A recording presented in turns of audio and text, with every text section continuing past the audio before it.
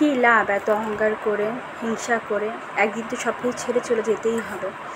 আসসালামু আলাইকুম, কী অবস্থা সবার? কেমন আছেন সবাই? আশা করি সবাই খুব ভালো আছেন। আল্লাহর রহমতে আমরাও ভালো আছি। এই তো চলে আসলাম রান্নাবান্না করতে, বাট মনটা অনেক খারাপ। আসলে আজকে আমাদের ফ্যামিলির সবচেয়ে বড় দুলাভাই, সে আমাদেরকে ছেড়ে চলে গিয়েছেন। আসলে সেটা ভাবতেই অনেক বেশি খারাপ লাগে। খুব ভালো একজন মানুষ ছিলেন, খুব পরেশগার একজন মানুষ ছিলেন। আসলে মাঝে মাঝে না এত ভয় লাগে যে আসলে যারা এত নামাজি, এত আলেম মানুষ, তাদের যদি এত কষ্ট হয় তাহলে আমাদেরকে আল্লাহ আসলে কী করবেন, সেটা আসলে ভাবতেই অনেক ভয় ওঠে। শরীরের পশম সব দাঁড়িয়ে যায়, এত ভয় লাগে। আল্লাহ, তুমি আমাদেরকে জ্ঞান, সব কিছু ইমানের পথে নিয়ে আসো, জ্ঞান যদি বাড়িয়ে দাও, পাঁচত নামাজ পড়ো, তৌফিক দান করো। এটাই আসলে আল্লাহর কাছে চাওয়ার। আর কী চাবো বলেন? এই দুনিয়াটা আসলে কতটুকুর জন্যই আসলে আমাদের এই দুনিয়াতে আছি। বাট এটা কে ভাবে?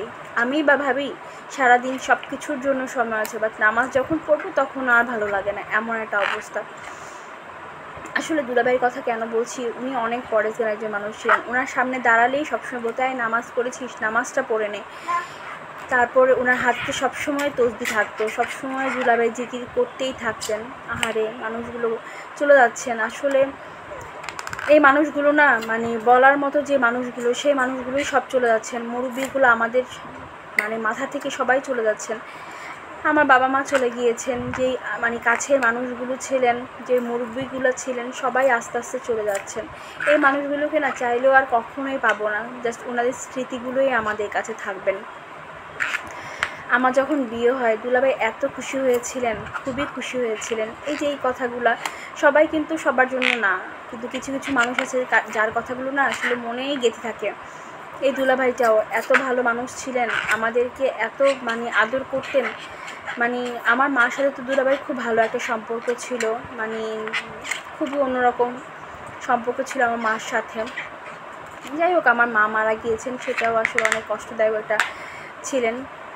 আর দুলাভাই আজকে আমাদেরকে ছেড়ে চলে গিয়েছেন, সেটা আসলে কী আর বলবো, আমার আপার জন্য অনেক বেশি কষ্ট হচ্ছে না। আসলে যার স্বামী যায় সে বুঝে।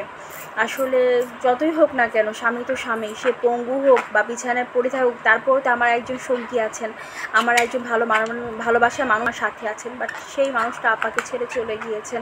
আসলে আপা তো একা হয়ে গিয়েছেন, শূন্য হয়ে গিয়েছেন। তার এই শূন্য জায়গাটা না কিছুতেই পূরণ করা যাবে না।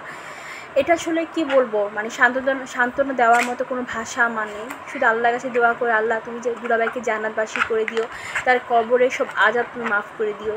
যাই হোক, সবাই ভালো থাকবেন, সুস্থ থাকবেন। আল্লাহ হাফেজ। আসসালামু আলাইকুম।